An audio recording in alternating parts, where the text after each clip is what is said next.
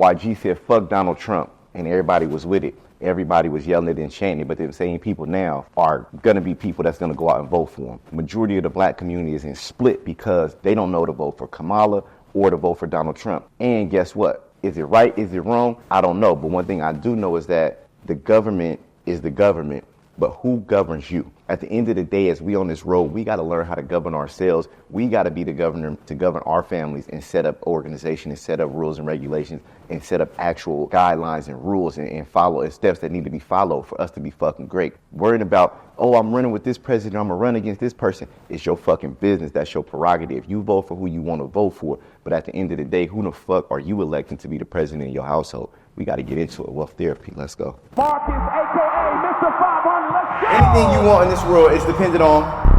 Everybody wants to be wealthy. Everybody wants to get money, but why? I did 25 million the last 2 years. I come from nothing. You gotta move with urgency. You gotta take action. You gotta act right. Some of y'all too scared to tell people, fuck you. Ride big, ice big, nice crib. White fig, started out just sweeping flows, now Fat Boy the CEO. Everybody want to stand out. You can't be the same and be different. You'll never be the best in your industry if you do what everybody else doing. You know you got the mindset. You know you got the ambition. It's just you haven't got the fuck up. Either I'ma do this shit and execute, or I'ma fucking die. We talk is wealth, and them dripping sauce. This time we do for self. I never knew getting money would affect me mentally. How many of you guys want to be multi-millionaires and create a legacy and a brand? We ain't in this for clout. We out here to get money. It's a whole lot of money in this motherfucker. It's my wealth therapy. Yo, listen, y'all know what it is when we get started. Y'all understand it, man. Cleanliness is next to godliness. You gotta look good, feel good, smell good, you do good. Tonight's scent it's called free. Yep. It's free. That's what I'm wearing tonight. I'm wearing something called free. What is it that I'm wearing free? Listen, I'm wearing free credit repair. I'm doing everybody who tunes into this episode's credit completely free. All you have to do is go to him500diy.com and I'm gonna help you clean your credit free. Tonight's episode is sponsored by him500diy.com. To get your credit repair for free, go to him500diy.com and I'm gonna clean your credit completely free. Let's go. What's better than free? Yes, and why I say free? Speaking of free, being here and saying free, why? I'm in America, the land of the free, right? And so it made perfect sense to go into it and talk about, oh yeah, doing credit repair for free. We're going to talk about being free. Are we really free? Are we really free in the U.S., right? In this world that we live in, it's so many restraints and so many different things that we got to deal with and we got to go through, right? And the biggest thing that I've been able to break free from is like, it's cool, like who you voting for, Kamala or Donald Trump? Right? You're free to vote for whoever you feel, but are you really free to vote for whoever you feel, right? And I say that because the person that you vote for within your family, who's the president, right? Who's the Congress in your family? Like, what's that board of administration look like in your household, in your family? Like, what does it look like? And are you realistically free to be the person who you want to elect?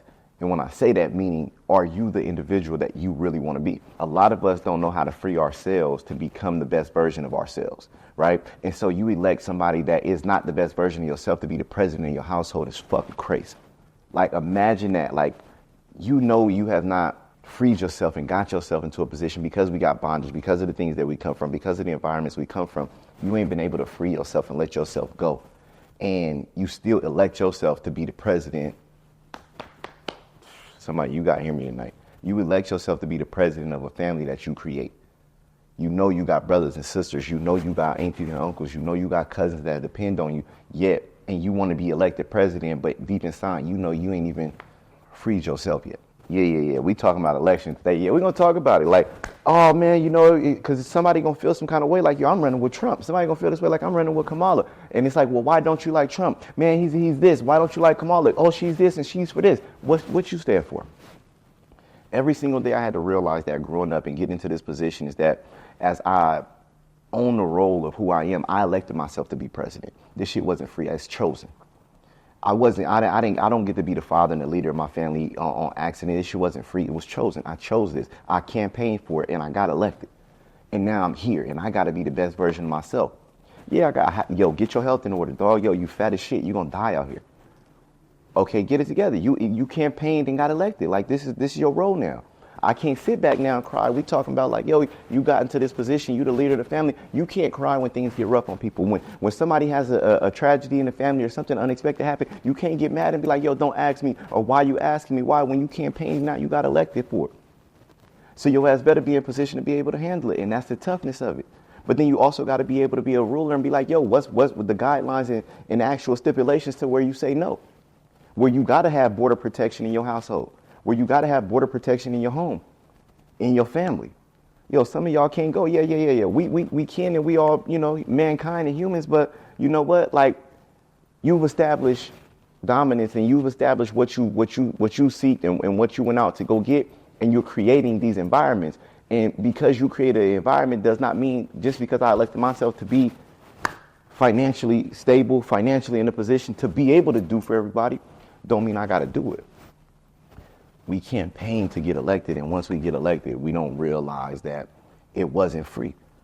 It's not free. Why? Because I had to go through so much learning. I had to go through so much pain. I had to go through so many different relationships, so many different ties that have been broken, but then so many bonds that's been established. New bonds that I've been able to develop, new bonds that I've been able to grow with and get into. And guess what? With all them new relationships, I had to go campaign for those. Like when we look at this election and we realize like, yo, we live in the land of the free, but I want you to realize is that you may live in the land of the free and you may be here right now, but it ain't really free, right? And in reality, whoever you vote for, does it really matter? See, some people, I see a lot of people say, yo, I'm not even voting. It don't matter. I'm not going to agree or disagree and tell you what to do. You're going to make choices, and we got to make choices in our life. And whatever campaign we run, if we get elected for it, then we got to live with it. For me, I see that we got to really build within self. We have to build within our own community first, within our own households first, before the economy and things like that matter. Decisions that get made, they matter 100%. But nothing matters more than the person that you create, the person that you free from the traumas and the things that we grew up going through, the person that you free from being able to be emotionally attached to situations and be able to be triggered by certain situations that may be for you or may be against you. I see a lot of people get triggered by politics. It's a very triggering conversation because people feel so strongly about it.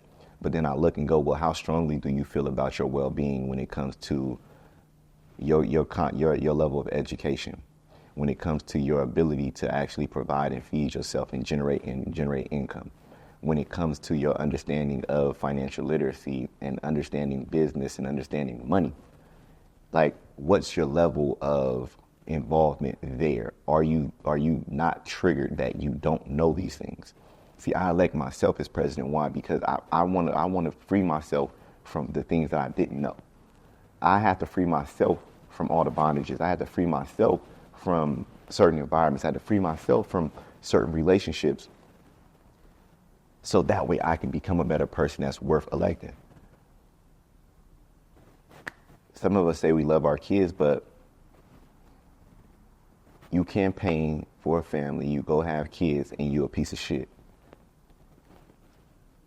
You know you ain't got your shit together. You know you ain't got it together, but every single day you wake up and continue to dwell and swim in the same toilet bowl that you've been floating around in, and you bring in other kids and other human beings into this environment because you have not campaigned to get elected to be a president worth having. When you look at yourself and you feel like, yo, you know what? Am I really the person that I would want to run and be the leader of my home, of my family, of my future?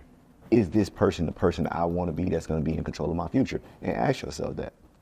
Like, it realistically, my daily actions and my daily activities, my daily discipline, is this the person that I want to rule and run my future? If the answer is no, then we understand what we got to do. But so often is that it's okay, it gets accepted because we're around other losers. or we in an environment where we're not seen, and we're not the topic of conversation. Our lackluster is not the topic of conversation. It's not a constant, I don't constantly get reminded of my shortcomings. See, we can know every single thing that Donald Trump has said or did wrong. We're reminded of his shortcomings. Anything that Kamala has did wrong, we're reminded of her shortcomings, and they're throwing it out on a daily basis. Got to live with it on a daily basis. You said this. You convicted these people of this. You did this racist act. Trump, you're convicted of this. All of these things are constantly being thrown in their face. But if you were in that position and the world was watching, it wasn't just you being elected and you campaigning for a position that nobody has to vote for it. You campaign to get elected for it. When you start having kids, when you get up and you decide to go date somebody and partake in a relationship, and this go for men and women, at that point, you start to realize, damn, is the actions and the things that I actually do on a daily worth getting elected? Is this somebody I would elect to run my future? That's the most important message I can give you. Like, yo, I look at the person I'm becoming, and because I'm constantly evolving and constantly developing and trying to grow and to become a better person. And I say it is because I'm not talking at you, I'm talking to you. I'm talking with you, right? Because I'm growing with you. I'm growing in front of you. And we able to do it together. And so sometimes, even if I say something that come across a little harsh, people like, man, it was rough, but I needed it. But then maybe like, yo, I'm not ruffling somebody's feather, but this is how I talk to myself, right? I was at the track the other day, and it's me, Mr. 2 Weeks Out, and Wall Street Trapper. And Trap was talking to us, but he was talking to us about things, and he kept referencing back to the Bible. And me, I pride myself on being able to do dope stuff, right? And one of the things I'm doing and practicing now is I'm learning Mandarin and I'm learning French with my kids. And I'm like, okay, learn new languages on, you know what I'm saying? Like, I learned French and learn a new language. Like, yeah, I'm be on top. Like, man, you got him 500 out here create videos in French and Mandarin. Like, y'all gonna have to step it up, right? I ain't got to use AI. And but when we sitting there talking, something came over me, and I realized that it's a more important word that I needed to, a more important language that I needed to learn, and it was the word, right? And learning the word of God, and learning, and not just saying the word of God, but learning and digging into my spirituality, into my faith, right? I have an ultimate confidence in myself, but I had to I'm looking and I'm going, you know what? I have not leaned on God how I should. I have not leaned on a higher power like I should to guide me.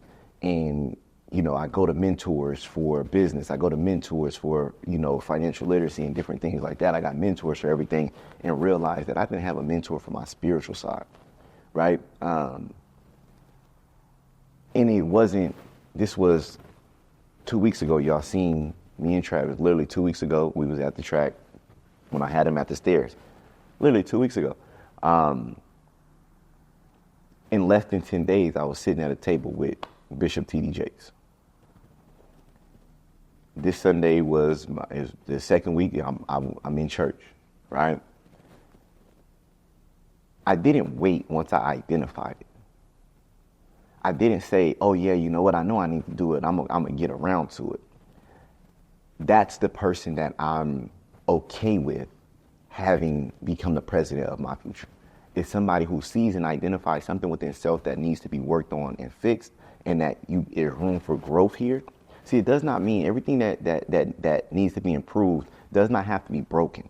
It does not have to be that you're absolutely horrible at it. You just have to be able to self-assess and analyze, where is there room for growth? Where is it room for growth for me at? And is there room for growth, and is it time for me to grow in that aspect, right? And my spirituality and my faith is one of the biggest things that lack luster. Like it's not as strong as it should be. It's not strong at all. And in that moment, I identified it and I took action, and I started working to become a better version of myself. Is there other areas in my life that I can work on and become better at? Yes, right? and I'll identify them, and sometime in my life, in my future, those things will become relevant and they'll become present and just something that I just can't oversee. I can't look past. And when they do, guess what? I'm going to work at it, but I'm not going to work at it half. I'm going to work at it full-fledged. I'm going all the way in with it. And I'm really going to study and really dig into myself and figure out, yo, where you at?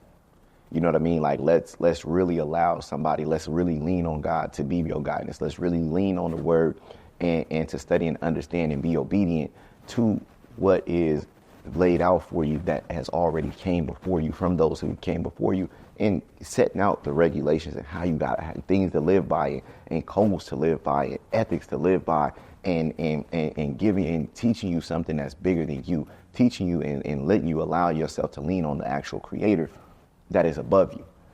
Now, can I go into Bible scriptures and things like that right now? No. Why? I'm a rookie, I'm fresh to it, right? But I'm learning, and that's the thing, right? Is that I'm learning. And as I learn, what I'm looking at is that it's so often that us as people, we look in life and we measure everything by our physical age, right? We measure everything by our physical age. And when I say we measure everything by our physical age, you'll think like, man, you 36 years old. Like, when it comes to Christ and God, like, you know, like, you should know something. You should know more. Or I should be more experienced. And it's people that's 25. I looked and I was in church the other day, and one of the junior pastors, guy was like 27, but very fluent in the word, very fluent in his religion. And I looked at it, it wasn't a thing that I judged him off his physical age, because I judged him off his age in his realm and his opportunity of where he in this space, right? And I go, man, and I asked him, like, how long, you know, you've been in the church and speaking and teaching the word? And he was like, I got started when I was almost 16. And I go, wow, 16, 27. I said, you 11 years old in this. You got over a decade on teaching, speaking, living, and existing in this space. This is somebody who can mentor me, right? And I didn't look at it based off of his age and say, I'm 36, 27, I need to go just up to older, right? I'm looking at people's experiences and their experience in that certain environment and start to aid. And that's where I now judge people about age. It's not about how old you are on your physical age, but how old are you in the realm of what I'm looking at you for, or in your respective field of greatness? How long have you been doing that?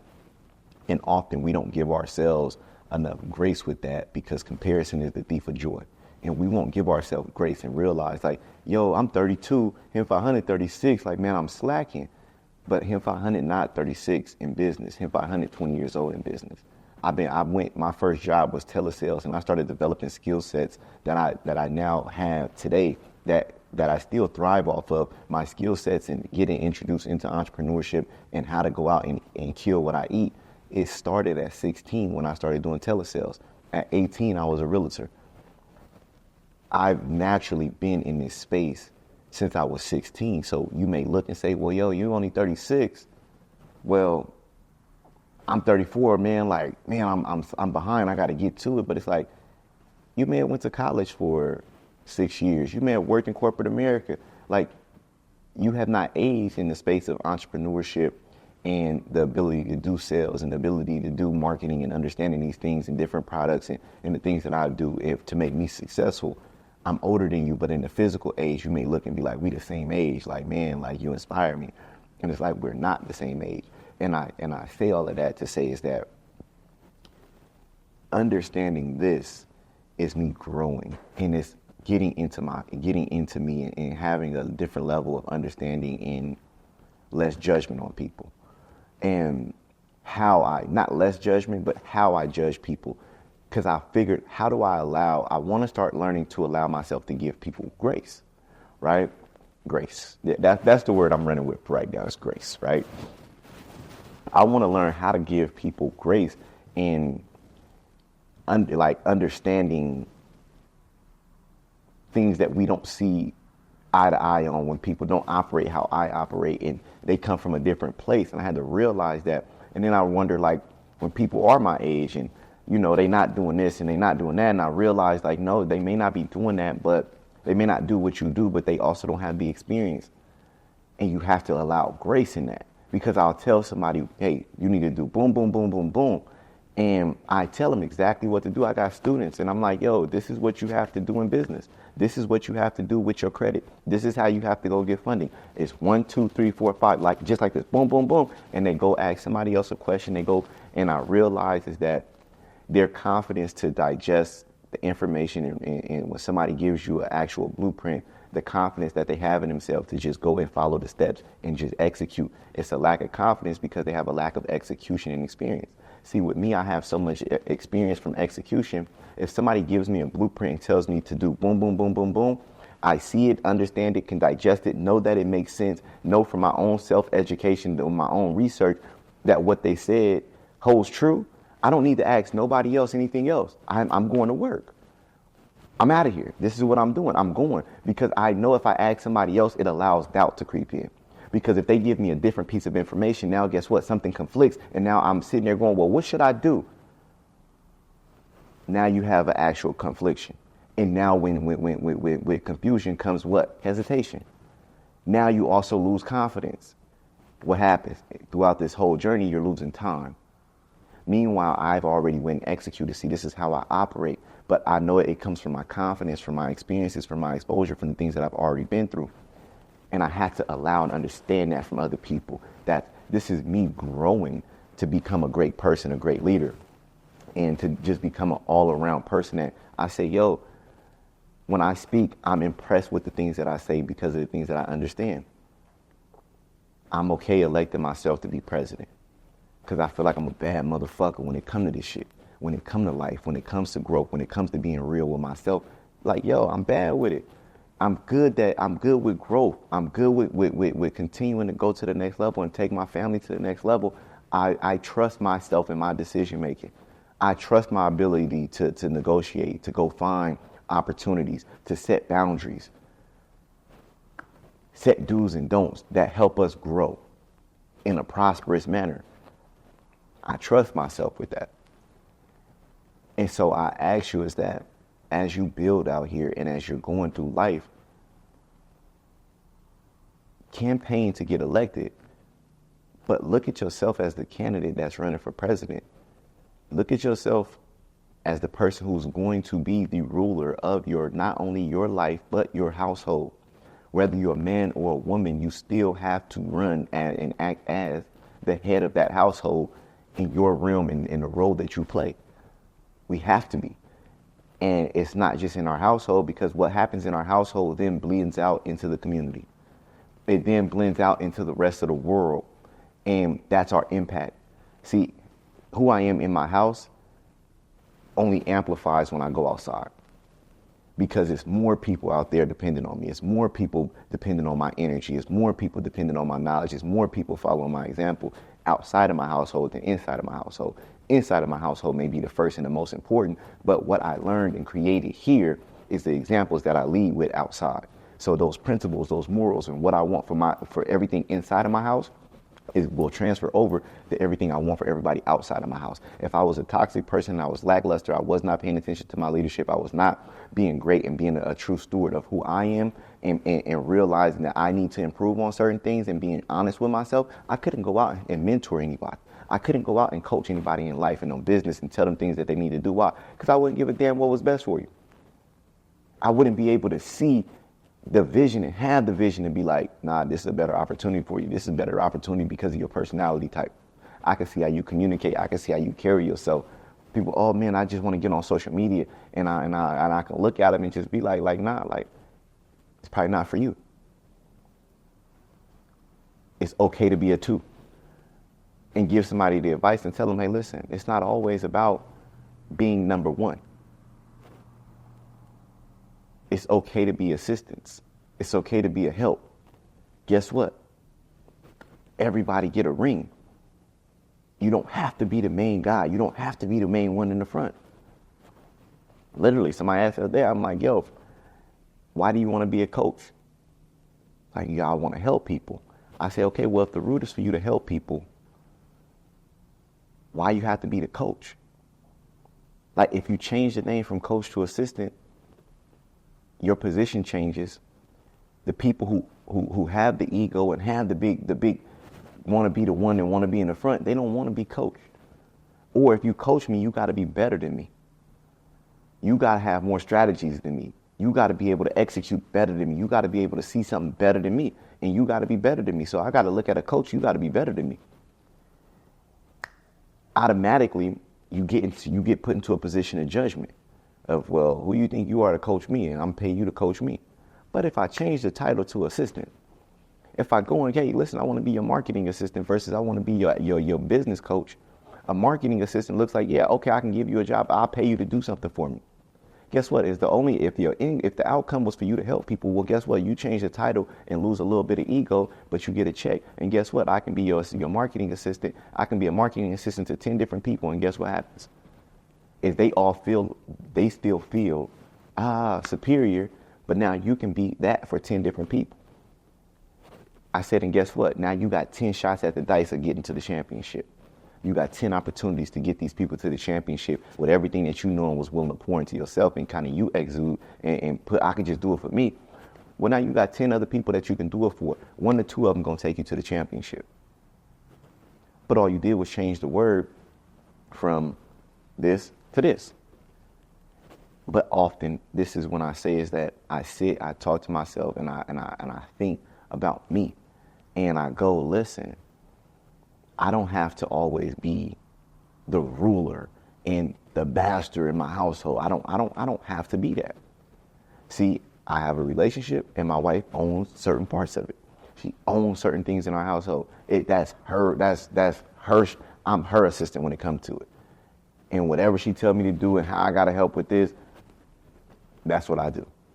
You run that. You're the ruler of that.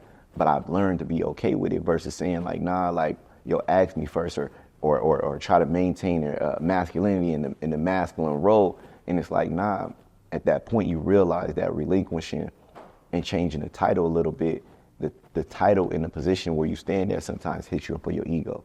And when you switch the title just a little bit, it puts the person in power. It gives them more confidence in you.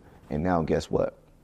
You still get the same outcome that you wanted because you say you wanted to help people. You say you wanted to be great. You say you wanted to have a happy home. You said you wanted to have a great relationship. You want to have a good relationship with your kids, right? It's certain things when you just switch the title of who you are and the role that you play can change the whole dynamic of everything.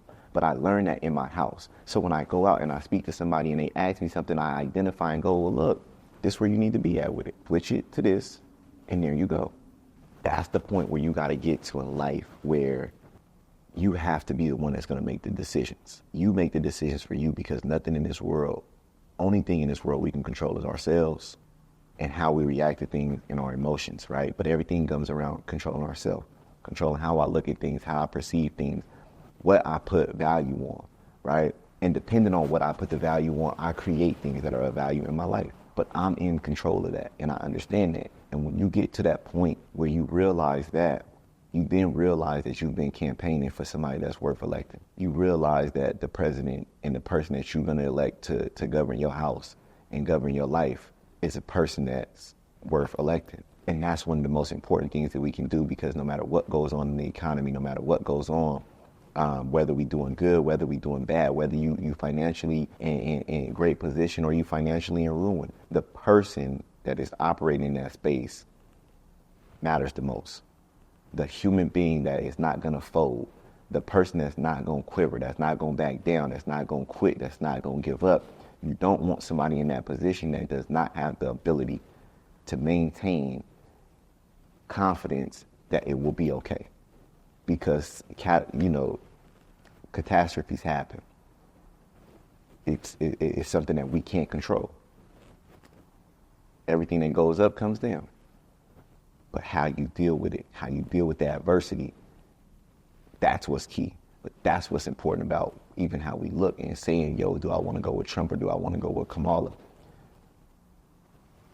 You listen to them. They give you plenty of opportunities to listen to them speak, and you use your discernment on who you want to vote for. What person is it that you will want to run your country? And that's where you start to learn who you are and control yourself and not be mad at other people for siding with somebody else.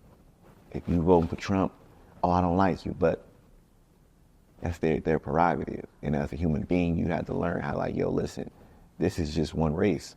I still have to campaign for something that I'm gonna have to deal with that's gonna be elected forever. Forever. They got 4 years. I got forever in my kid's life. I got forever in my family. Till I perish. It's till death here. I have to be the first person, the first commander, the first person to run this and be in control and in charge of what happens in my family and my lineage. I'm the one that's in control.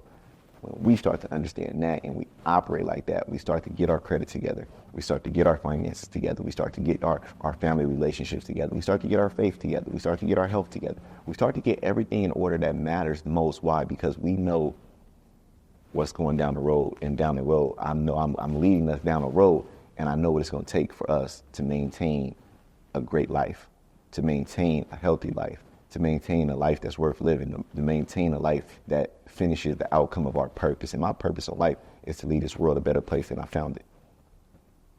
Create kids that lead the world a better place than they found it. So with that being my purpose, I understand that, listen, I have to evolve. I have to be in an evolving state to grow and really get to that next level of who I am. And I challenge you to do the same thing. That's how you get to the next level. That's how you become a president worth electing. Listen to me, I'm telling you this. Why? Because some things are for, the presidents, they only get to run for 4 years. Me, I'm recession proof.